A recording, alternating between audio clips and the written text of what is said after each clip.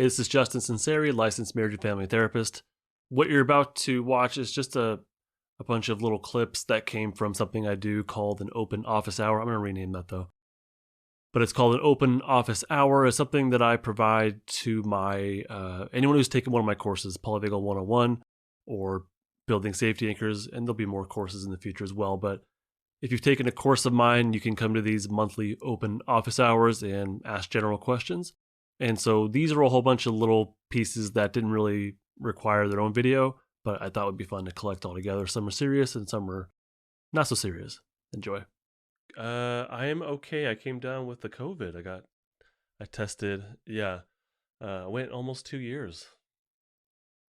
Yeah, just about. Yeah, I finally got it. We've been pretty precautious. I'm vaccinated, so it hasn't hit me super hard. I'm here doing this.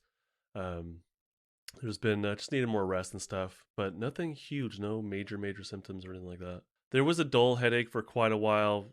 That also might have been a caffeine withdrawal though, because our caffeine machine broke here. Our caffeine machine. Wow, that's perfect. Our coffee machine broke.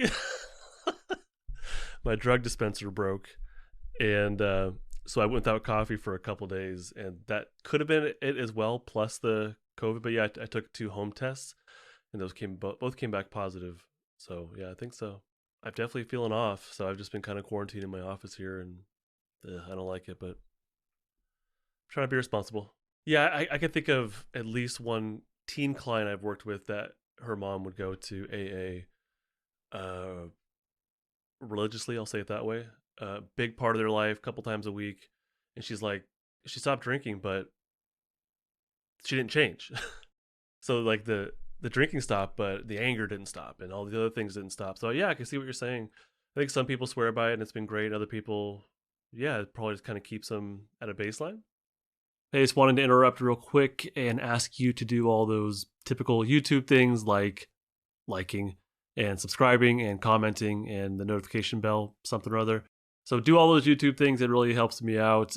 This channel is teeny tiny, and I would love to get it, out to more people. And you're a huge part of that. I would really appreciate your help. That's really neat. That's kind of my fantasy right now is to have we have our house here. I love our house, but I would love to have someday like a vacation house, just a tiny little house for my wife and I to go to, escape from everything, and it's just us and trees. Like that's all I want. That's my someday dream. Yeah, that upsets me that people that therapists will allow clients to be in therapy for years and years without saying, "Hey, is this working or not?" And that's a conversation I have with my clients pretty frequently is, how's this going? Is this helping you? How's the progress on your goals?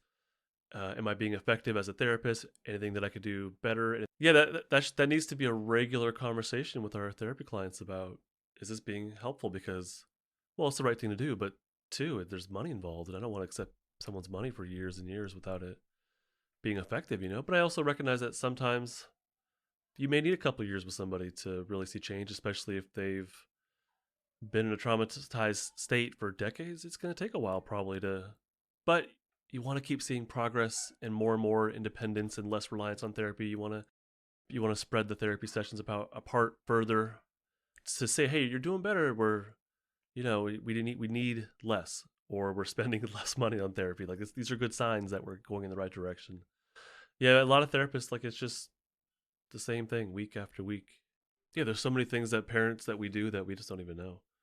I think there's some things that are clearly like hitting, spanking, shaming, guilt tripping. Those things are not going to be beneficial to the child. The things that are pretty clear, but yeah, every couple of years there's a whole new parenting idea, philosophy, modality that comes out that says, hey, you're doing it all wrong, and here's what you should be doing. And I think there's some validity in there, but I think there's some, every family's different, every kid's different, yeah.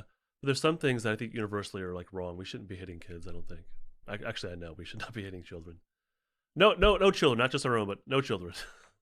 And I don't know. I'm not very good at community building, so so it's just that's part of it, yeah. But I'm also just not very social, and so here we go. So for me to bring people together and build a community, like, I don't know what the hell I'm doing. I need to hire like a community builder. You know what I mean? Not that I can hire anybody, but I don't like it either. I recently went back and kind of checked in on what's going on and whatnot, and It's not for me. It's still there. I don't know. I feel like I have to have it, which I hate, but it's still there. I do have my Justin LMFT Facebook page that I don't really pay much attention to. It's just kind of there, and the stuff that goes to Instagram also goes to the Facebook page. I really don't like it, but I also want to buy an Oculus Quest, the VR headset, and that's from Facebook. Yeah, exactly. You can't use it unless you have a Facebook account. You could have a fake one, I suppose. I hope you enjoyed these collection of little snippets. If you want, again, if you want to join the Open Office Hour, take a look at my courses. Once you become a part of one of those courses, then you can come to my Open Office Hours and ask all kinds of questions, as long as it's not personal therapy kind of stuff, just general questions. Bye.